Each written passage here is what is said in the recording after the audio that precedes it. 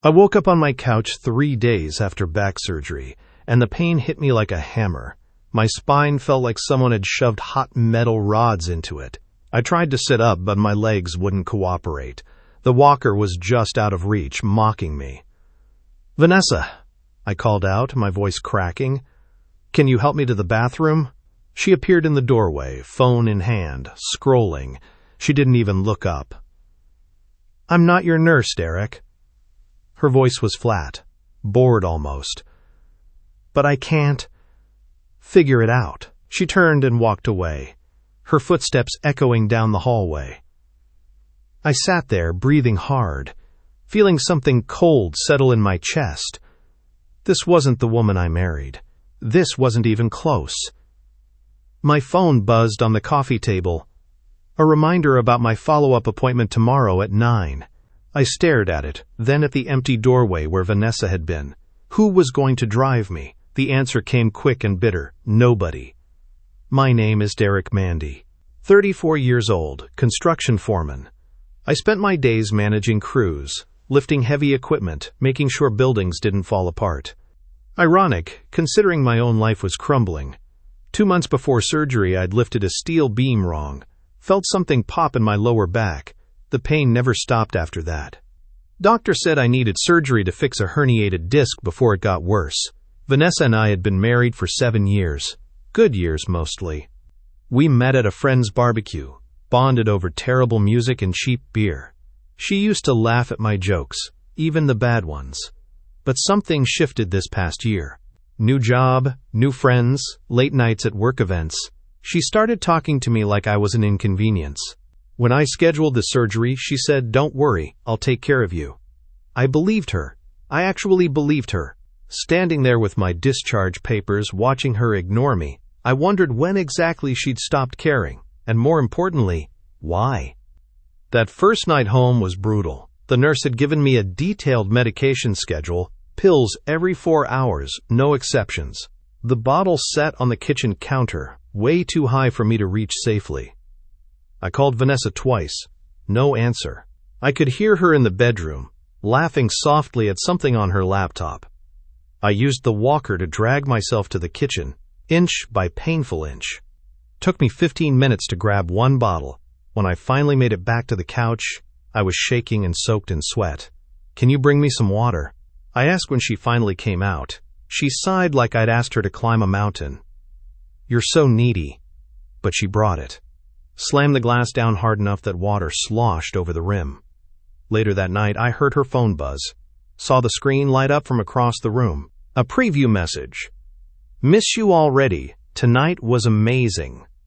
My stomach twisted. Tonight was amazing? She'd been home all evening, hadn't she? The next morning, I asked Vanessa to drive me to my follow-up. "Use Uber," she said without looking up from her coffee. "Vanessa, I just had surgery, and I have a meeting at 10. Not my problem." So I sat in the back of a stranger's car, gritting my teeth every time we hit a pothole. The driver kept apologizing. I kept lying, saying I was fine. At the clinic, the nurse asked routine questions. "Who's helping you at home?" "My wife," I said automatically.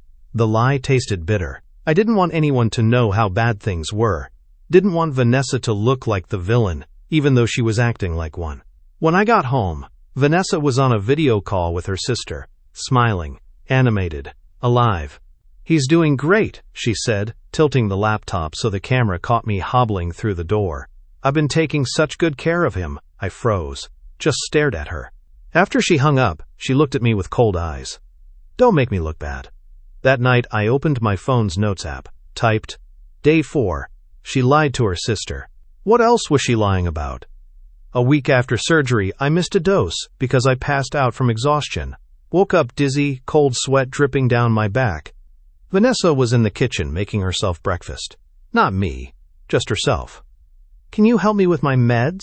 I asked, hating how weak I sounded. "I already told you. I'm not a nurse." She didn't even turn around. I managed to swallow the pills on my own, hands trembling so bad I almost dropped the bottle. Later that day, Vanessa posted on social media a photo of a bowl of chicken soup, perfectly arranged. Caption: Taking care of my post-surgery husband. #WifeLife, #blessed. I stared at that post for a solid minute. She hadn't made me soup, hadn't made me anything. The comments poured in. You're such a good wife. Lucky man. I felt sick. Then I noticed something worse. I counted my pain pills. I was short. A full day's worth. Gone. My mouth went dry. Did she take them? Sell them? Or was this something darker? Was she trying to make my recovery harder on purpose? 10 days post-surgery, my incisions started looking angry and red. I developed a low fever. Called the clinic, and they said to come in immediately. Vanessa, I need a ride. Can't. I've got plans. Plans? I might have an infection. She grabbed her purse, checked her makeup in the hallway mirror. Stop being dramatic. You're fine. She left. Just walked out while I sat there feverish and scared. I texted my neighbor, Jody. She showed up in 10 minutes, drove me to urgent care. The doctor said I was on the edge of a serious infection. Prescribed stronger antibiotics, said I needed actual help at home. I nodded, pretended everything was under control. On the drive back, my banking app sent a notification. A charge from the Riverside Hotel. $240. I stared at the screen until my vision blurred. We lived 15 minutes from downtown. Why would Vanessa need a hotel? The answer sat in my gut like a stone. I already knew. I just didn't want to believe it yet. 2 days later, I checked our joint account again. More charges. A wine bar called the Violet Room. A late-night rideshare to the east side of town. Somewhere I'd never been. When I asked Vanessa about it, she didn't panic. She smiled. Actually smiled. Work stuff. Client meetings. At midnight? Derek, stop being paranoid. You're on pain meds. They're messing with your head. She leaned closer, voice dropping to a whisper. If you keep digging into my business, you're going to regret it. That wasn't a normal answer. That was a threat. My wife had just threatened me. That night, she took her phone into the bathroom and turned on the shower before making a call. I could hear her muffled voice, the occasional laugh. She was hiding something. Actively hiding it. I sat on the edge of the couch, back throbbing, and asked myself one question. If she wasn't cheating, why was she acting exactly like someone who was? By week 3, I couldn't take it anymore.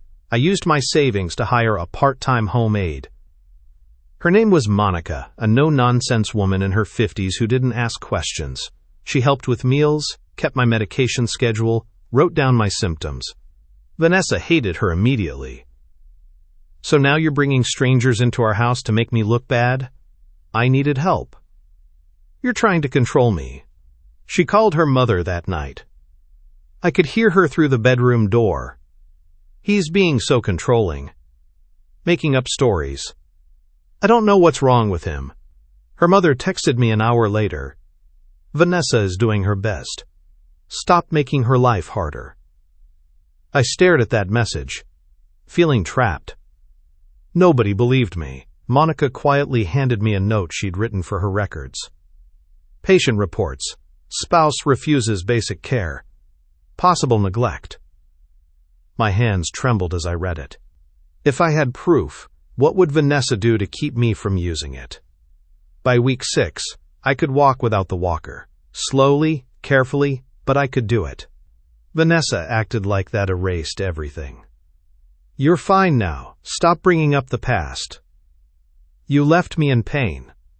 Oh my God, let it go. But I couldn't let it go. I started documenting everything. Screenshots of texts, bank statements, appointment records, photos of message previews when her phone lit up. Then one night, an unknown number texted me. You don't know the half of it. My heart hammered in my chest. I typed back, "Who is this?" The reply came fast. Someone who's tired of watching her lie. I stared at the screen, pulse racing. What are you talking about? 3 dots appeared. Disappeared. Appeared again. Then, check your email. Vanessa's sloppy. I opened our shared email account with shaking fingers. Buried in a folder labeled Receipts was a hotel confirmation from 3 months ago. 2 guests, Vanessa Walsh and someone named Troy Brennan. The room had a king bed. What else had she been hiding? The unknown number sent another message. This time it was a photo. Vanessa at the Violet Room, sitting close to a man I didn't recognize. Her hand on his arm, head tilted back, laughing. The timestamp matched a night she said she was working late. "That's Troy," the message said. "He works in her department." Then, "There's more if you want it." I sat there in the dark, feeling something crack inside me. This wasn't suspicion anymore. This was proof. I typed back, "Send everything." Over the next hour, I got 5 more photos. Vanessa and Troy at different restaurants. Walking to his car. Getting into the Riverside Hotel elevator. My hands felt numb. This wasn't a one-time mistake. This was calculated. Ongoing. Planned. The unknown number sent one final message. "She's been seeing him since before your surgery. Thought you should know." I stared at that sentence until it burned into my brain. Before my surgery, she'd been cheating on me, then refused to help me when I needed her most. What kind of person does that?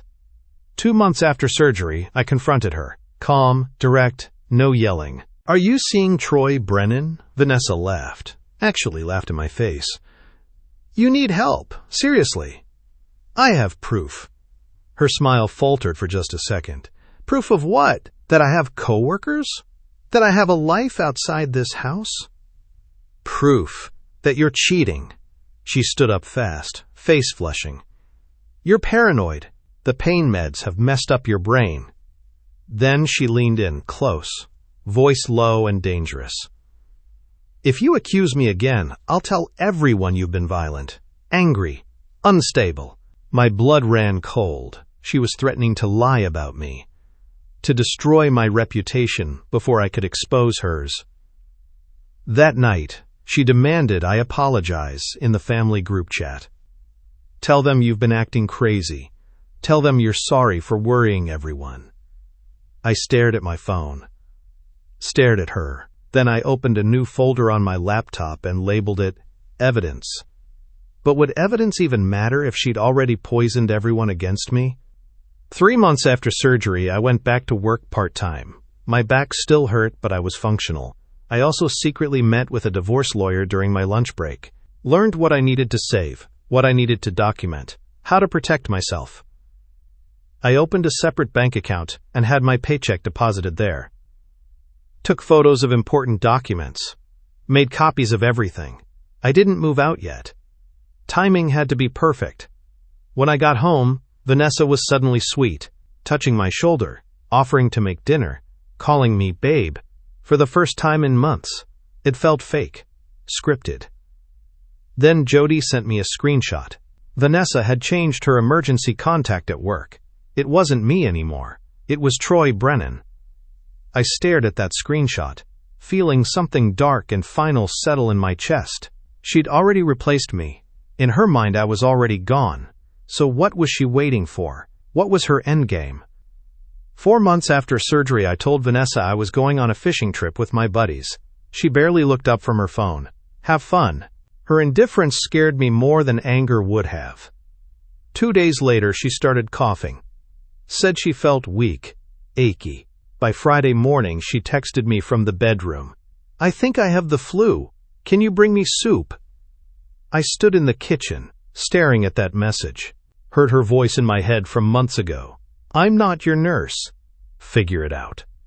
My chest felt tight, but my hands were steady. I texted back, "I'm not your nurse." Hit send. Packed my bag. Left.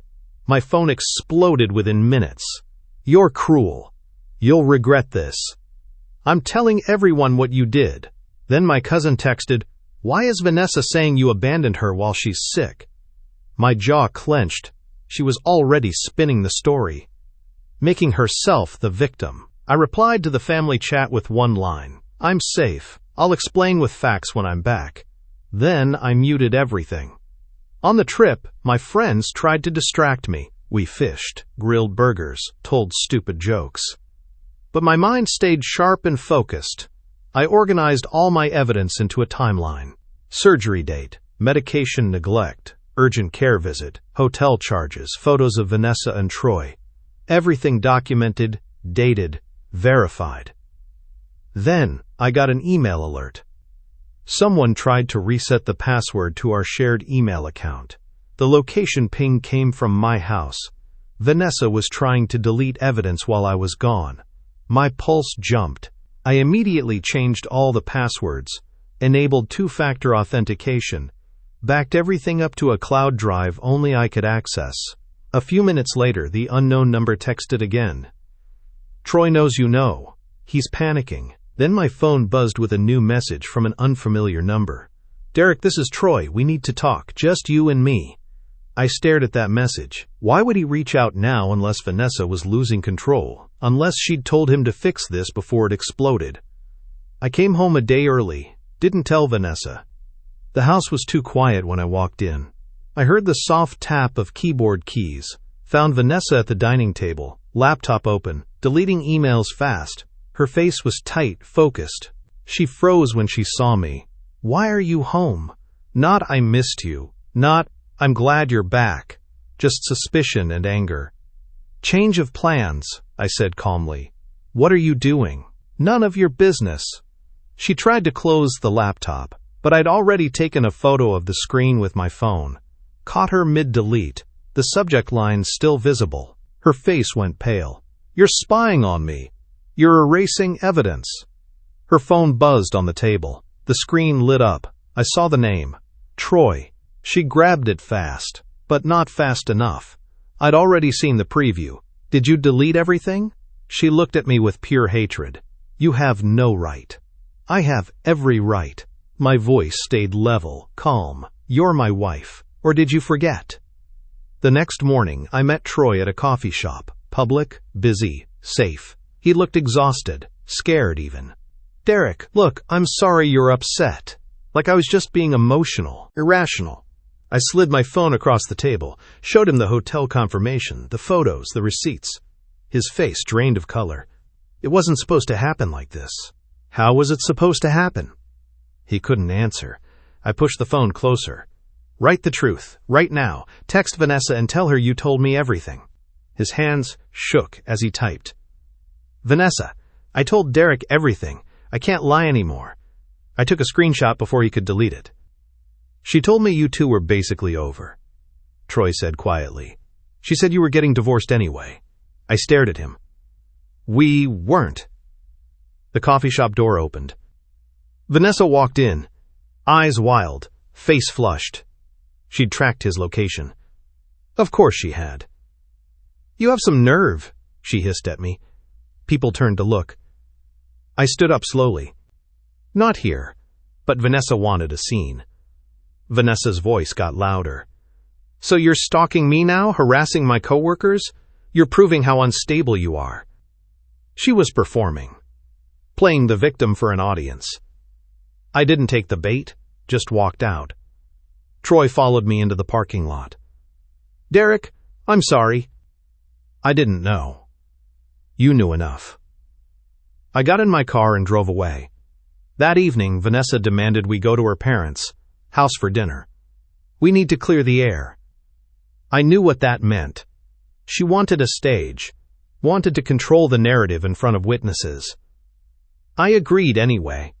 I was done being afraid of her lies.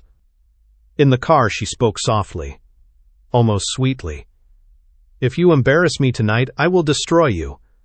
Your job, your reputation, everything. I looked out the window. You already tried that. Her jaw clenched. I'm serious. So am I. We pulled into her parents' driveway. My heart was pounding, but my mind was clear. This was it. The moment I stopped protecting her and started protecting myself. At dinner, Vanessa played her role perfectly. Sweet, supportive, brave. talked about how challenging the past few months had been. Then she turned to her parents and said, "When I had the flu last week, Derek abandoned me." All eyes turned to me. Her father frowned, her mother looked disappointed. I set down my fork. "We're doing this? Okay, let's use facts." I pulled out my phone. Sent one message to the family group chat. Attached a folder. Inside, my surgery discharge papers, Monica's written notes about neglect, text screenshots of Vanessa refusing to help me, bank statements showing hotel charges, and Troy's confession message. The table went silent. Vanessa's mother stared at her phone, then at Vanessa. "What is this?" Her voice shook. Vanessa tried to laugh it off. "He's making things up. He's been on medication." "I have witnesses," I said calmly. "I have medical records. I have receipts." Vanessa's father scrolled through the evidence, his face getting darker. "Vanessa, is this true?" She opened her mouth. Closed it. Opened it again. "I can explain." "Did you cheat on him while he was recovering from surgery?" Silence. Her mask cracked. And I knew the lie was finally collapsing. The next morning I filed for divorce. When Vanessa found out, she didn't act strong anymore. She cried, then screamed, then begged, switching between emotions like flipping channels. "I was overwhelmed. I didn't know how to handle you being hurt. You didn't have to be a nurse," I said quietly. "You just had to be my wife." She admitted it then, the part that hurt most. "Seeing you weak made me feel trapped. Troy made me feel free." I didn't insult her. Didn't yell. Just nodded. "Then you're free now." I moved into my buddy's spare room while the divorce processed. Sent screenshots to Troy's wife because she deserved to know the truth too. Stopped checking Vanessa's social media. Stopped reading her messages. Let the silence do its work. My lawyer said the evidence was airtight. The divorce would be quick. Vanessa tried one last manipulation. Posted online about how I abandoned her during the hardest time of her life, but her family had already seen the truth. The comments section turned on her fast. I didn't respond, didn't engage, just moved forward. 6 months later, I was standing in my own apartment. Small, clean, quiet. My back still hurt sometimes, but I was stronger, healthier. Free. Jody helped me move in, brought pizza and beer. "You did it," she said, raising a bottle. "You actually got out." I clinked my bottle against hers. "Yeah, I did." Vanessa tried texting me once after the divorce was finalized. "I'm sorry. I made mistakes. Can we talk?" I stared at that message for a long time. Then I blocked her number. Some people don't deserve second chances. Some people show you exactly who they are when you're at your weakest. I learned that the hard way. But I also learned something else. I was stronger than I thought. Strong enough to walk away. Strong enough to demand better. My last thought that night, lying in my own bed in my own space, was simple. I wasn't cruel. I was done. And that made all the difference.